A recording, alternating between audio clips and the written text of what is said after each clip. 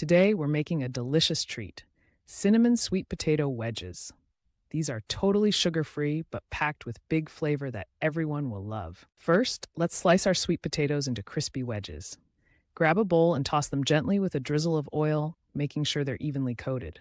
Then, add a good sprinkle of cinnamon to enhance that warm, spicy flavor we all adore. Once that's done, spread those wedges out on a baking sheet.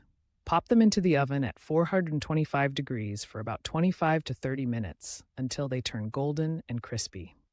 The sweet aroma that fills your kitchen will be irresistible. When they're beautifully roasted, serve your cinnamon sweet potato wedges warm alongside some creamy almond butter for dipping. Trust me, it's a match made in snack heaven. These wedges are not just sweet and tasty. They come with a healthy twist that even the kids will approve of. If you enjoyed this recipe, don't forget to follow Allie's Leaf Lab for more delightful and healthy treats. Happy cooking, everyone!